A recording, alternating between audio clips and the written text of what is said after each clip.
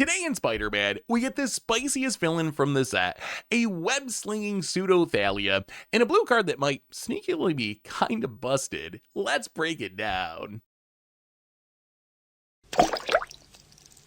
Hello everyone, it's Seth, probably better known as Saffron Olive, and it's time for another daily dose of Spider-Man spoilers. So we've reached the penultimate day of spoiler season. Tomorrow we get the full set, but today we have some really interesting stuff to talk about. Some stuff that might actually be good, not only in Commander, not only in Standard, but maybe back to Modern and Legacy, which means we should probably jump right into it, start talking spicy new Spider-Man cards. Before we do, a couple of quick reminders. First, if you need any of these cards, you can snag them from our sponsor Card Kingdom over at cardkingdom.com/MTGGoldfish. And second, to keep up on all the latest spoilers throughout the day, you should head on over to MTGpreviews.com. Anyway, let's talk some Spider-Man. First up today, we get a new mythic villain in Mr. Negative, and this card is super interesting to me. So it's a 7-mana Orzhov 5/5. It's a legendary human villain with vigilance and lifelink. It says when it enters, you may exchange your life total with target opponent. If you lose life this way, draw cards equal to the amount of life lost this way. So Mr. Negative, actually a very unique effect. While we do have cards in Magic going all the way back to like Mirror Universe in 1994 that let you swap life totals with your opponent, and we even have a creature that does this in Magus of the Mirror. Mr. Negative is the first ever enters trigger that allows you to exchange life totals, and notice there's no restriction on this card. It's not if you cast it or anything like that, which opens up some really powerful shenanigans with blink effects that we're going to talk about in a minute. So what do we do with Mr. Negative? So the level 1 of Mr. Negative is you just play it as a weird life gain effect, where you're a slower deck, you're playing this 7-drop, your opponent's on aggro, they get you low on life, you get down to 5 life or something, then you drop Mr. Negative, you swap life totals, all of a sudden your opponent's at 5 life, you go back up to 20 or whatever your opponent's life total was. So that by itself is pretty powerful, especially combined with this big life linking body, but it gets even better than that, because this is not only a way to gain a bunch of life, it's also a way to draw a ton of cards and lose a bunch of life, almost like a peer into the abyss. So let's flip it. Let's say all of a sudden you're the one at 20 life, your opponent's at 5 life.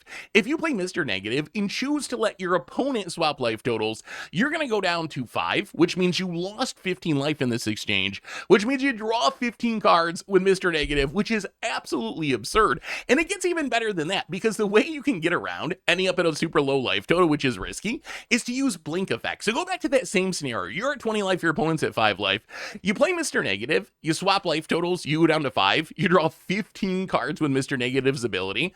Then all you need to do is play a Ephemerate, a Charming Prince, a Parting Gust, any blink effect. You blink Mr. Negative, it comes back into play, you swap life totals back, now you're back up to 20, your opponent's back down to 5, except you got 15 extra cards in hand. So this card is actually incredibly powerful. There's so many cool shenanigans with this card, and might actually be one of the most interesting Orzhov blink commanders that we've gotten so far. So I really love this card. As far as Standard's concerned, could be a good reanimation target. It is 7 mana, so maybe you just get it in the graveyard and zombify it or whatever, get into play a little bit quicker. It's also one of the best cards, maybe the best card in Standard, to gain a huge amount of life at once. So if you're playing something like Hope Estium or Will, that just care about how much life you've gained during the turn, Mr. Negative can actually be really good, because according to the rules of Magic, if you end up at a higher life total with the life exchange, that counts as gaining life. So if you're at 5 and you go up to 20, according to the rules of Magic, you just gain 15 life, which means Hope will mill for 15. You'll get a 15 mana discount on your Will spells. There is a downside, though, to this life swapping counting as life gain, which is it means in Standard, this gets shut down by Screaming Nemesis. If you can't gain life because of Screaming Nemesis, you can't exchange life totals and go to a higher life total, because that would count as gaining life, which means Screaming Nemesis kind of shuts all this down, which I don't think is a deal breaker, but it is worth keeping in mind with Screaming Nemesis being super important and playable in Standard right now. As far as Commander is concerned, we already talked about it being a really good blink commander. I think this is definitely the best new life swap commander. We've seen a couple of commanders be billed as life swap commanders. Selenia Dark Angel, because you can just pay 2 life a bunch to get really low on life. Vana Butcher of Magan lets you pay 7 life to blow something up, so another way you can lose life. I think that Mr. Negative, though, is a life swap effect from the command zone that is blinkable, is just easily the best commander for this archetype. Now, if you want to be doing life swapping shenanigans, Mr. Negative is the way to go. And there's just so many shenanigans with this card in Commander, even outside of just powers like blinking and drawing tons of cards. You can do stuff like using Angel's Grace and Stunning Reversal, Wall of Blood, Hex Parasite to get really low on life, and then Repay in Kind to put everyone down to that low life total. You can do the blinking Panharmonicon shenanigans. If you have a Panharmonicon out with this, oh my god, it gets so crazy so fast, where you're just swapping life totals here and there, drawing a huge amount of cards along the way. And it also works well with other cards that can set your life total low. Like, you can use cards like Necro and Tree of Perdition to lose huge amounts of life. Stuff like Tainted Remedy and False Cure make it so if an opponent would gain life, they instead lose that much life. So there's just so many cool ways to build around Mr. Negative. So I gotta say, I love this card. It is one of the most interesting cards from the set. We'll have to see just how good it is in Standard. It is 7 mana. It does get locked down by Screaming Nemesis, but this can gain a huge amount of life and draw a huge amount of cards, and there's just so many cool tricks to building around it. We also got Arachne Psionic Weaver, a 3-mana 3/3 legendary human spider hero. It has web slinging of 1, and it says when it enters, look at target opponent's hand, and then choose a non-creature card type, and spells of the chosen type cost 1 more to cast. So Arachne, closest comparison, kind of like a weird Thalia, I would say. Thalia just makes all non-creature spells cost 1 more to cast. Arachne lets you choose a non-creature card type. So you can choose instant, sorcery, planeswalker, battle, enchantment, artifact, whatever, and makes that cost 1 more. Worth noting, it does affect both players. So if you name a card type that you have a lot of, this is going to slow you down as well.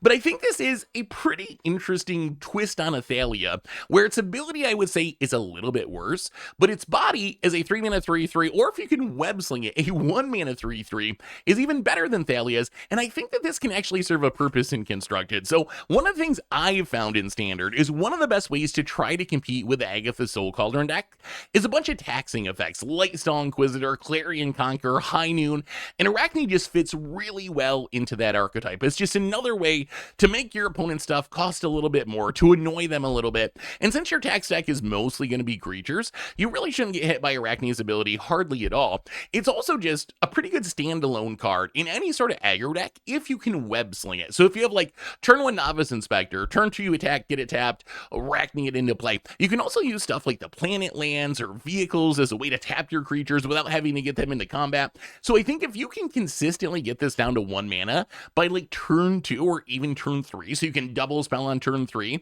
Arachne is actually a really strong tax piece. The only question I have for this card is, does it do enough in the current meta? So there's going to be matchups where this card is great. Like, you play it against control, put it on instant or sorcery, and you're taxing a huge amount of your opponent's deck. If you run into the artifact deck and name artifact, it is really going to slow down the Simulacrum Synthesizer deck. So there's some matchups where it's really good. On the other hand, if you're up against Dimir or Izzet or some of those popular decks, I guess you like tax instants maybe sorceries, and it like kind of annoys them by making their removal cost a little bit more, but I'm not sure how good it's going to be in those matchups. But maybe just its body and its web slinging ability is good enough that even if the taxing ability is not great in a matchup, you're fine with just playing it as a reasonable creature. Once you get back to older formats, this card arguably gets even better for 2 reasons. So first, it plays so well with mana dorks. If you have a turn 1 Birds of Paradise or Delighted Halfling or even an Avacyn's Pilgrim, on turn 2 you just tap your mana dork for the web slinging ability, bounce it back to your hand, you get the Arachne down, and you replay the mana dork. So I think this could be a card that could be good in like Modern or back in Pioneer, where you have access to some of these fast mana web slinging starts.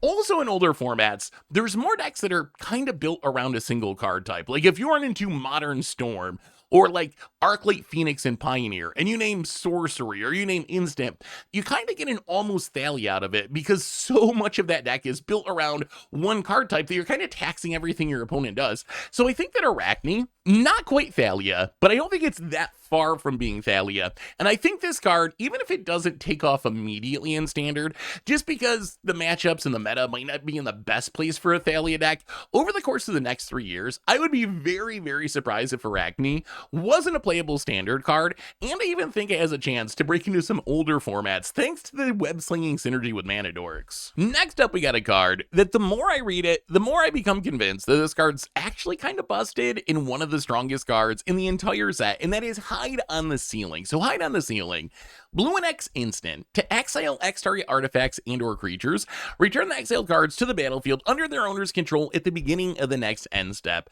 So Hide on the Ceiling, On level 1, it's kind of like the blue Eerie interlude. It's going to take a ton of mana because blue is way worse at blinking stuff than white is, but if you have a bunch of mana, you can use this to blink out your entire team, either to save it from removal, to reuse ETB triggers, and even get the upside of hitting artifacts. If you actually think about it, the rate isn't that bad for a blue card. Ghostly Flicker, kind of a staple blue blink effect, is 3 mana to blink 2 things. It can hit lands, which matters in some matchups, but 3 mana to blink 2 things. Hide on the Ceiling is 3 mana to also blink 2 things, but you get the flexibility of being able to blink more things if you have more mana. It also kind of reminds me of March of Swirling Mist. Right now, March of Swirling Mist is, I would say, the best mono blue way to protect your board in Commander. You just phase out whatever you're worried about getting Wrath. I think that Hide on the Ceiling, not as good as board protection as March of Swirling Mist, because phasing out is even stronger than just exiling the stuff. Plus, you can't pitch cards to reduce the cost, but I think it's the second best way to protect your blue board in a Commander game, because you can just blink everything out. It doesn't come back to end step, so you dodge the Farewell or whatever. So what do you actually do with this card? And I think the easiest answer is you use it to fizzle your opponent's removal. Your opponent goes to sweep your board, you blink out your team. They shoot the sheriff, you blink out your creature. But it also works really well with ETB effects. You can reuse them. We've seen Quantum Riddler really take off in Modern with Ephemerate, where you can warp it into play and then blink it, and you get to keep the big body and double trigger it. Hide on the Ceiling might be the new best way to do this in Standard. It is 4 total mana. You need 2 to warp the Sphinx and then 2 to Hide on the Ceiling. But still, that's kind of the standard version of the Modern synergy.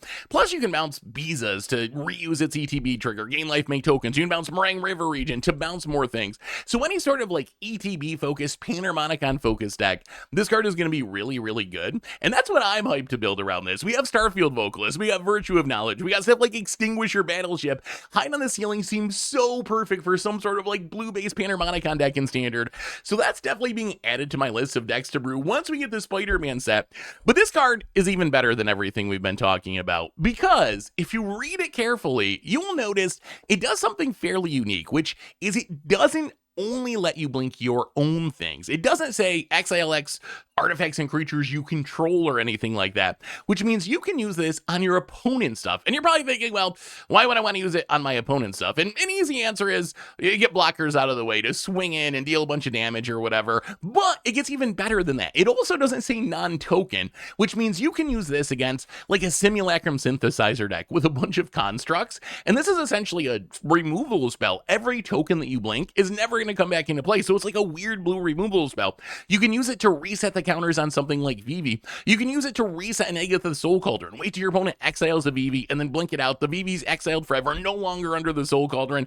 In older formats, it's a way you can break out from under a Chalice of the Void, blink it, it comes back into play with 0 counters on it. So the fact that this is not only a really good blink spell for your stuff, but it's also this weird defensive, almost removal spell for some of your opponent's things, makes me very, very high on this card. I think this card is actually incredibly strong.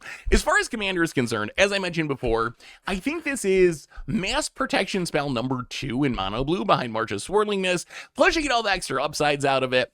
It's even better if you're playing some sort of like Yarok Panharmonicon deck, obviously blink decks like Brago or Rune, but I think this is just like a staple level effect that in mono blue, I would play basically in every single deck just to protect my team, plus all the extra upsides we've been talking about. So Hide on the Ceiling, it might look like just a twist on a bounce spell, but when you actually dig into the wording in the card and everything it does, I think this card is actually kind of busted and could see play even in Eternal formats and 60 card formats, and will definitely be a staple in Commander. We also got a new green 4-drop in Lizard Connor's Curse. So it's a 4 mana 5/5 legendary lizard villain. It has trample, and it says when it enters, up to 1 other target creature loses all abilities and becomes a green lizard creature with base power and toughness of 4/4. So Lizard, it's got Paluk or no stats, which was exciting like a decade ago. I'm not sure a legendary 4 mana 5/5 is that exciting anymore, but it's still fine. Like, it doesn't have bad stats. Even in 2025, a 4 mana 5/5 with trample is still above the curve. And then when it enters, you essentially get to Oko something, right? I guess it's a 4/4 rather than a 3/3. It's like a huge upgrade on Sludge Monster, because notice Lizard doesn't say it becomes that thing for as long as Lizards remains on the battlefield. It just becomes that thing forever. So you can play this and permanently make Vivi into a 4/4, which might sound bad because it's more stats, but it also makes it lose all abilities, which is actually a very, very powerful effect. I think it's an effect that's going to be especially good in Commander, where where I think this card is kind of like a staple level card. In 60 card formats, we'll have to wait and see. The other trick for this card, if you play it in mono green aggro, you can use it on your own creature. So along with being able to answer a VV by making it lose all of its abilities, you can also just turn your Llanowar Elves into a 4/4, your Hemosymbiotic Might into a 4/4. Sadly, since it loses all abilities, you don't get the bonus bump, but I could see that being very good in mono green, where if you need to, it can be kind of a weird defensive spell, or you can just make one of your little things into an even bigger beater. The thing about this card in Standard is there's just a lot of competition, and I'm not sure it actually beats it out. Like, we've had Bristlebud Farmer, a 4-mana 5/5 Trampler that's not legendary, and makes food tokens, and mills, and generates card advantage in the format for like 2.5 years now, and it's been super fringe. I can count on one hand the number of Bristlebud Farmers I've played against. We also have like Oboroid, we have Axebane Ferox, Ice-Till Explorer, Colossal Rataworm for some decks, Kona for some decks. So all this to say, there's a lot of really good green 3-drops, and if Bristlebud Farmer isn't breaking Standard, I doubt that Lizard will either, although I could see it being like a 1-of in a mono green deck or something. Where the card I think is great, like legitimately great, like staple level good, is in Commander. So what makes this card so good in Commander?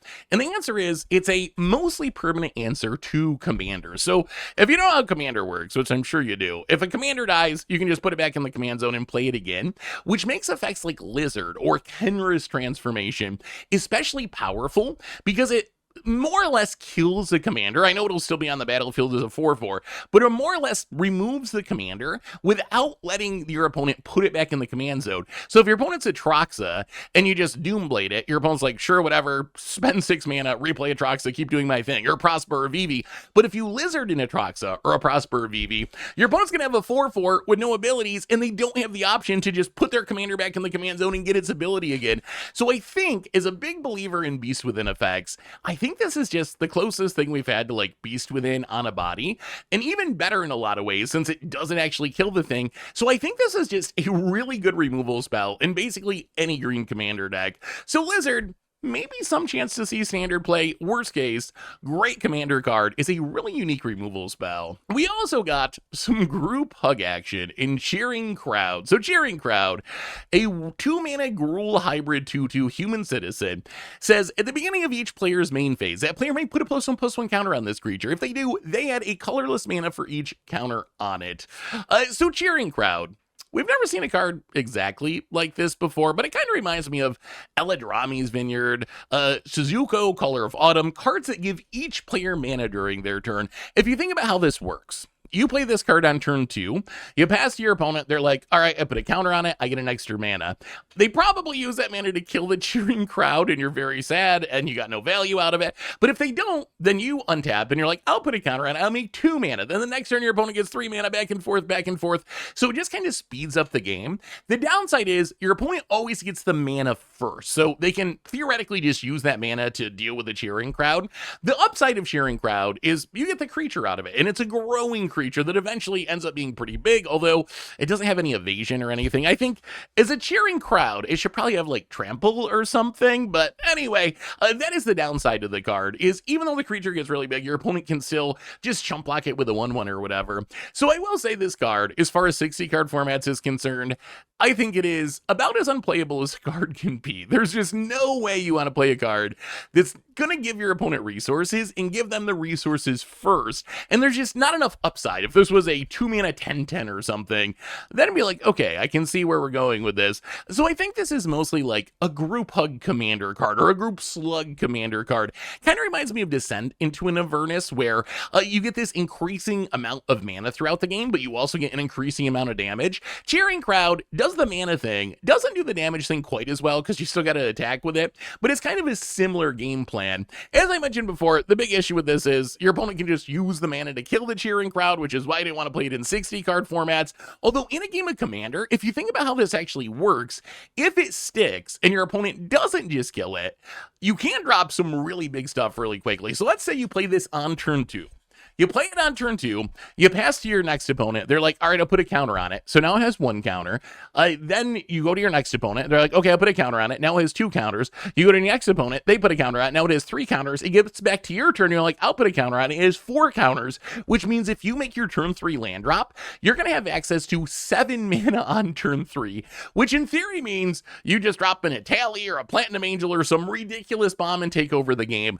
The bad news is if you actually math it out, your first opponent made 1 mana, your next opponent made 2, the next one made 3, so that means your opponents made 6 mana that turn cycle, you made 4 mana, so technically you're handing out more mana to your opponents than you're getting yourself, and you're getting that mana last. The other big risk of this card is you do that same plan, but your last opponent before your turn is just like, okay, I'll just kill it, and then all of your opponents got extra mana, and you got nothing out of playing this card. So all this to say, the card can do some really explosive things and speed up the game significantly if it sticks, but it is incredibly risky to play because a lot of times your opponents are going to get more value out of it than you are. So where would you play this card? And I think the answer is basically group hug. Like if the goal of your deck is to give everyone resources because you're K&T or Rocco Street Chef, then this fits the theme very well. I have seen some people saying play in Yarlock for the mana burn thing, but remember, Cheering Crowd is a May ability. You can just choose not to put a counter on it and not to make the mana, so there's really no way to mana burn your opponent with this unless they just play really poorly, because if they're going to get mana burn, they're just like, okay, I won't add a counter to it this time. The only other thing I want to mention about this card, and it doesn't make the card good by any means, but it is interesting.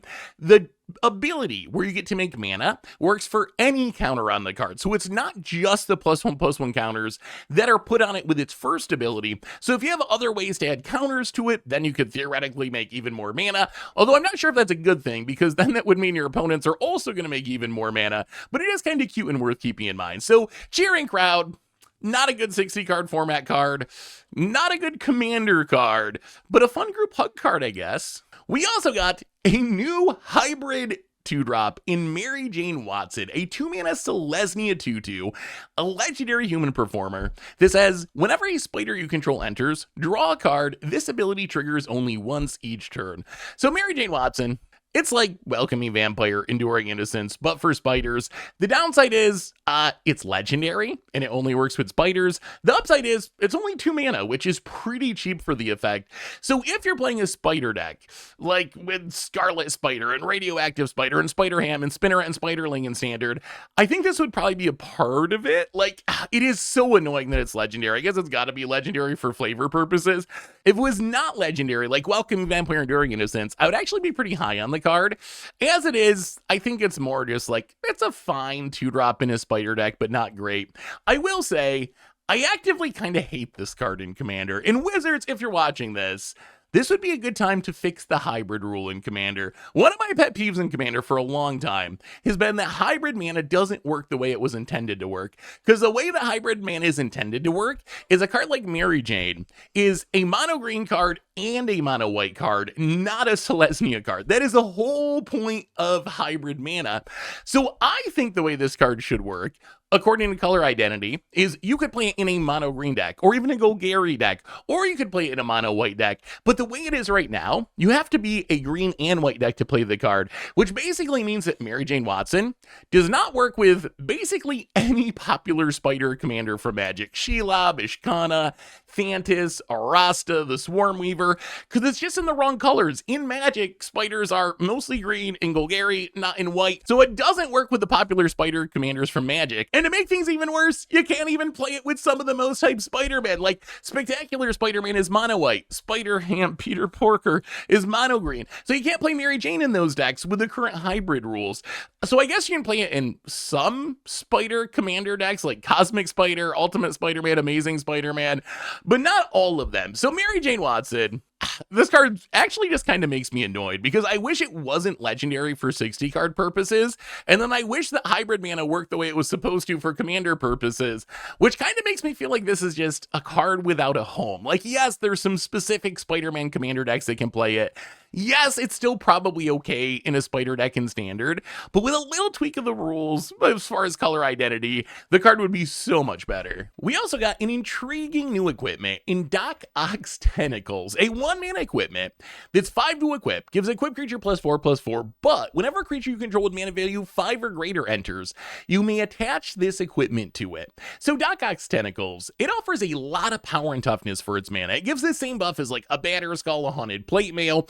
The problem with the card is even though it's 1 mana to cast, it's 5 to equip, which is super high. It kind of makes it like a mini Colossus Hammer where you get a ton of power for just 1 mana, but it's really hard to actually equip on a creature. The nice thing about Doc Ock's Tentacles, though, is it comes with a way to cheat on this, which is all you need to do is play a creature with mana value 5 or greater, and you don't have to worry about the equip cost. The problem with this plan is if you just play a random Vaultborn Tyrant, some random 7-drop, 8-drop, giving it +4/+4, I guess it's fine, but your creature is already so big, it's not that beneficial. But there are some ways to cheat on this, which make the card really scary. What you're really looking for are expensive mana value cards that you can cast on the cheap. In standard, the best synergy for this card, Nova Hellkite. Nova Hellkite, it's a 5-drop, but you can warp it for 3, and it has flying and haste. So if you play a Tentacles on turn 1 or turn 2, you warp Hellkite on turn 3, you free equip, you smash your opponent for 8 in the air, and then 2 turns later, you can just Nova Hellkite for 5 mana from exile things to warp, free equip again, smash for 8 in the air again. That is really, really scary. That is so much damage so early in the game. Also could work with Memory Guardian in like an artifact deck where Tentacles is an artifact, so you're upping your affinity count, and then Memory Guardian, you free equip, you get this big flyer. Doesn't have haste, so not quite as scary as Nova Hellkite, but still a pretty powerful synergy. In older formats, really good with Delve. Delve, like Gurmag Angler or Tasker, usually casting for 1 mana, even though the mana value is 6 or 7, and then you end up with like a 9/9 Gurmag Angler, an 8/9 Tasker super early in the game. So I think this card could actually be pretty playable, even in older formats. Anytime you see something that's just 1 mana, you gotta take notice of it. There's also this weird Lord of the Rings card that I didn't even realize exists that works incredibly well with this.